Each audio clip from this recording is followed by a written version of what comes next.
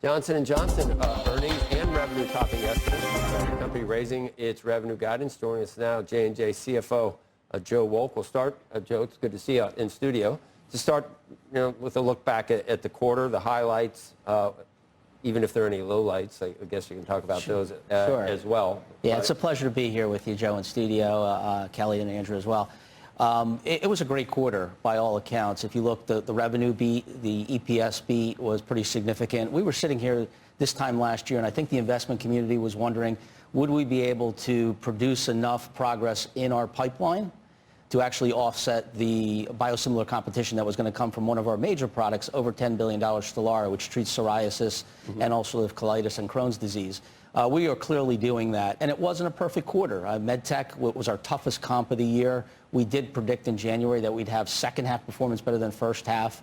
We were able to manage EPS, and while the guidance number is the same as the midpoint 1060 that we issued in January, there's a lot more that meets the eye, I'd say, with that guidance, because we're taking into account two things that, with the benefit of some FX favorability, covering headwinds that we didn't anticipate in January. The first is an acquisition that we closed on April 2nd, known as Intracellular Therapies. It's really going to add to our neuroscience portfolio and establish our leadership in that particular space.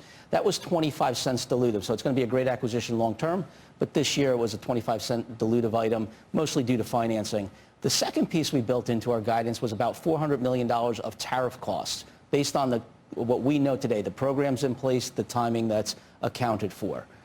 So it was really a pretty healthy beat considering we didn't have those things in January that we're now absorbing. You're going to build $55 billion That's correct. in U.S. investments over 4 years. We've had this discussion. Was that already planned? Does it have anything to do with some of the steps the new administration has been taking, or just the general way the country wants corporations to do things at this point? Well, listen, Johnson & Johnson's been, we were founded in New Brunswick, New Jersey. We've been here for 138 years. It's where we want to be because we can tap into the innovation ecosystem, the educational system. It's when President Trump or any other luminary describes Johnson & Johnson as a great American company, it's a great accolade, but we take a certain responsibility with that. So the $55 billion, I would say, is more the product, here we are on tax day, of the 2017 tax reform, right? When you think about what was done there, in 2016, there was two spreadsheets I would look at. One had a U.S. facility being built with a 35% tax rate plus state tax versus some other country that had a 10 to 12% rate with additional incentives to take that effective tax rate lower. Look what the industry has done since then. According to the Washington Tax and Public Policy Group, there were about 1,100 biopharma facilities in 2016. Today, there's about 1,600. So we need to kind of gravitate that conversation to the next dollar invested in terms of building manufacturing facilities. It takes 4, 5, 6 years to build a pretty exquisite biopharmaceutical facility. But the next dollar invested with good tax policy really helped bring jobs here. We have more facilities in the United States than any other country in the world. And you made that point during the election, as one side wanted to raise corporate taxes, right. And you said that you mentioned a specific facility that would not have been built if the 2017 Tax Act. We just broke ground in North Carolina, Wilson, North Carolina, drug substance. How big? What's the investment there? That's going to be about $2.2 billion. It's going to add about 500 jobs to Johnson & Johnson, but the state of North Carolina has made estimates that for every job we add, they're adding about 4. So what about tariffs on imported pharmaceuticals? So, last night, I guess there was some news with respect to Section 232 coming out. That's around national security. If you look at that, and I don't want to speculate, I want the process to play out, but any countries of interest around national security, I think you're going to land in an assessment that concludes you to believe that it's mostly generic products, generic pharmaceuticals that are coming in, which, by the way, 90% of prescription drugs today in the U.S. are generic, right? The other thing that might be are precursor materials, so those chemicals such as hydrochloric acid, magnesium, that help synthesize the therapeutics that we make. Us and our peers are more into the high science, the bispecific antibodies, the CAR T therapies. That's where we kind of, I'd say, have a differentiation. And not only is it good for our business, but it provides America, I think, with a competitive advantage in terms of leading the world in life sciences. As far as is the price of drugs here versus Europe, Yeah. or the rest of the world, do you think that that's, it's not, I think people don't really look at it accurately.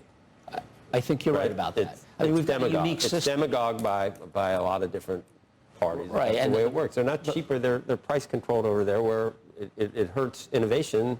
So we're exporting our innovation free to the rest of the world. Yeah, I think there's two things I'd say about that. The first is around the discounting and rebate programs that we have in the U.S., which is somewhat unique and not present in the rest of the world. If you take that, there is going to be a premium for some pharmaceutical drugs here, but it's not quite the same. What we have to have, and I think President Trump and the administration has gone after this a little bit, is really focus on the middlemen. About 60% of every dollar of list price goes to discounts and rebates. Yet we all know people who have had insurance premiums rise. They've had their copays go from $5 and $10 per month to $75, $100 per month. Those discounts and rebates need to get to the patient. The second thing I would say is we certainly don't want to apply a European solution to an American problem. The access that American patients are afforded is significantly better. Within the first year of approval, Americans have access to about 90% of those medicines. Overseas, it's less than 50%. When you sat down and said we weren't going to talk about Johnson & Johnson, we're going to talk about Harvard and the federal government. So what do you think? So Harvard students can say whatever they want. They can practice free speech 24 hours a day, but they just won't get federal grants. Is that a problem? Is that a problem? I think I should stick to pharmaceutical tariffs. Well, I'm going to actually ask you in a different way. As far as influences? No, which is to say science. I assume you care about science. Absolutely. And the federal government has funded science in America through the university system for a very, very long time. And ostensibly, you could say that that federal funding is now in question on a whole bunch of fronts. Some because of what's happening at Harvard over free speech or speech issues, anti-Semitism and the like, and other things.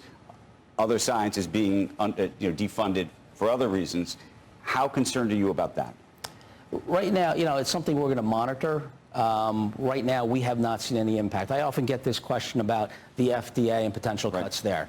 And as a finance guy, I'm always looking for the next cost savings. I mean, much to the dismay of my wife, I even take that principal home. That being said... we have the same problem. Okay, good. I don't take it home. You don't take it home? No, it's like I'm just happy to be able to cover everything. Yeah. Hopefully the check's clear. Yeah. I would say... I don't say anyone to do anything. Yeah. Everybody wants a strong FDA, right? You had a clip with President Trump earlier. He doesn't want to hurt anybody. We don't want to stop that next cancer patient from getting not just treatment these days, but cures. Right. We have not seen any delay from any of the scheduled approvals that we were expecting from the FDA. Speaking with John Reed, our top scientist at Johnson & Johnson yesterday, he said the scientific team there takes so much pride in their work that they're engaged, they're meeting as regularly scheduled. So until we see something different, I think people are going to gravitate to making sure we continue to elevate science. So it's been hard to move your stock, hasn't it, over the last 3 or 4 years? Hard to get it to new highs. It has. You need a weight loss drug or something? I mean, Lilly, at the same time, they just, I don't know, what they bet the house on. That's why I'm so proud of the first quarter and what the associates at Johnson & Johnson were able to do. I think there was an overhang. When you lose a $10 billion drug to loss of exclusivity, there's some of that. There's obviously the talc issue, which we can talk about if you like. But to see this first quarter come out, it's just so strong. I think that not only portends well for the balance of this year, but really the balance of the decade. We're going to be speaking with analysts on our earnings call in about 2 hours right now, and we're going to point out in 2027 and 2028 where they have significant disconnects in terms of the revenue that they're calling for some of our key products. Thank you. Joe Wolk from CFO. No, it's Joe Wolk, W-O-L-K. W-O-L. I always say that. I know you do. Because it's pronounced woke. It is. It is. And thank you. Thank you, Good to Joe. have you. Thanks, Kelly. We'll be right back. Andrew. Thanks. CNBC. Live ambitiously.